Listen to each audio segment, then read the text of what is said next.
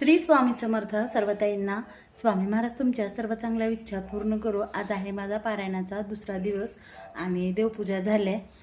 आता कसं माहिती आहे का, सकाळी तब्येत बरी नसल्यामुळं, तब्येत बरी नाही म्हणजे मला कसं माहिती आहे का, मला बोलताच येईना, तरीसुद्धा आता कालचं पारायण खूप कठीणाईनं पार पडलं. कारण कसं असतं, ज्या काय वाईट शक्ती असतात त्या कसं होत असतं माहिती आहे का, आपल्याला ते करू देत नाहीत, म्हणून अडचणी तर भरपूर येतात. तर बघा, खूप असं माझ्या तोंडातलं आले, पण तरीसुद्धा आता स्वामी महाराज दत्तप्रभू श्रीपाद श्री वल्लभ प्रभू करून घेतील माझ्याकडून, अशी मी महाराजांवर श्रद्धा विश्वास ठेवून मी करत आहे.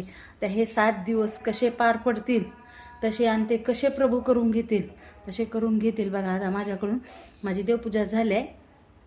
आता पूजा केली आहे, फुलं व्हायचे राहिले, तर आज फुलंसुद्धा थोडेच आहेत. इकडं खंडोबाची पूजा मांडली आहे, आणि बघा तिकडं आहे ना, तिकडे श्रीपाद श्री वल्लभ चरित्र पारायणाची पूजा मांडणी केली आहे. तर माझा स्वयंपाक झाला आहे, परत पुन्हा स्वयंपाक झाला आहे, पूजा झाली आहे. आता वाचन करायचं आहे. तब्येत म्हणजे कसं माहिती आहे का, तोंडातलं आल्यामुळं काय झालं आहे, धनकुता आल्यामुळं ही व्हायले, ताप यायला लागले आणि अंग दुखायले, उठू वाटना, करू वाटना झाले. कसं असते हे, असं होईल ना, आपण जर काही करत असेल, सेवा करत असेल, तर हे अशाच अडचणी येतात. परंतु त्या किती बी अडचणी आल्या तर जशी आहे तशी सेवा करायची, सेवा सोडायची नाही. आता जसं ती देवावर सोडून द्यायचं, मग कसं करून घ्यायचं, ती देव बरोबर करून घेत असतो. तर बघा, ही आजची पूजा माझी झाली. फुलं थोडंच आहेत म्हणून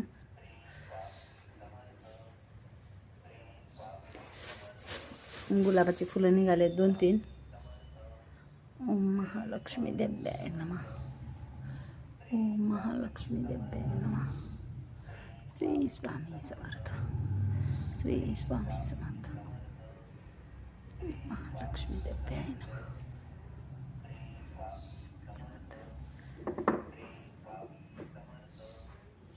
महादेवाला भस्म लावायचं राहिलं. ओम नमः शिवाय. महादेव.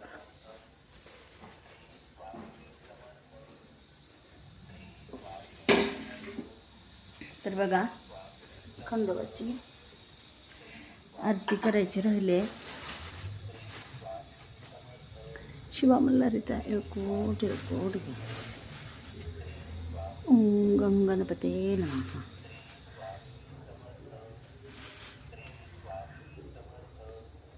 देवांना कसं एक एक फुल वाहते, आज फुलं तेवढे नाहीत.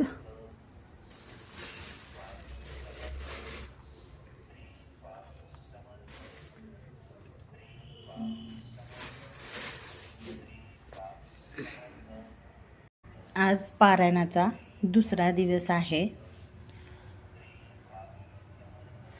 श्रीपाद श्री वल्लभ चरित्र पारायण करत आहे.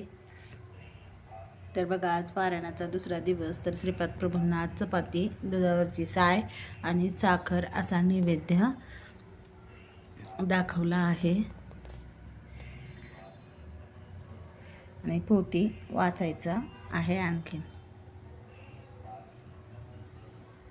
आरती करून घेतली, वाचन झालं, आरती केली दत्तप्रभूंची.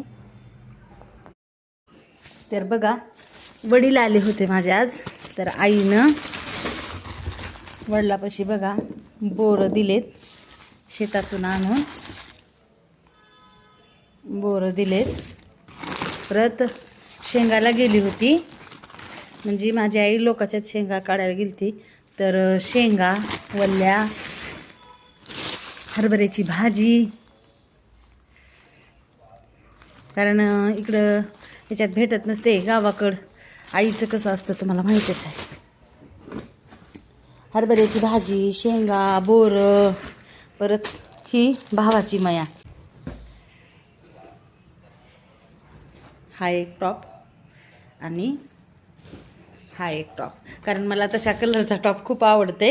मी ह्याच्या अगोदरही त्याच कलरचा घेतला होता, आणि मला पिवळा कलर हा माझ्या आवडीचा कलर असल्यामुळं पिवळा कलरचा एक टॉप आणि असा एक टॉप त्यानं बघितला होता. असा पण मला म्हणजे ह्या कलरचा टॉप आवडतो म्हणून त्यांना काय केलं, हा एक टॉप घेऊन दिला आणि हा एक टॉप घेऊन दिला.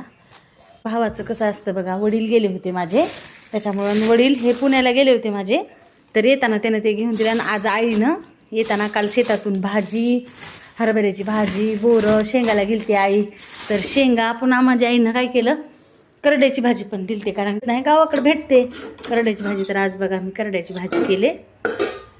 आणि आईनं माझ्यासाठी, मला खूप आवडते आहे त्याच्यामुळं हो का, या हरभऱ्याची अशी भाजी करून दिली. आता आपण पारायण जरी करत असेल तर कसं आईचं खाऊ शकतो, आपण आईचं खाऊ शकतो, पण दुसऱ्याचं कुणाचं खाऊ शकत नाही. आईनं चपात्या बांधून दिल्या. तर असा होता माझा कालचा दिवस. व्हिडिओ आवडला तर लाईक जरूर करा, नवीन असाल तर सबस्क्राईब करा. भेटूया उद्याच्या व्हिडिओमध्ये. सर्वांना बाय.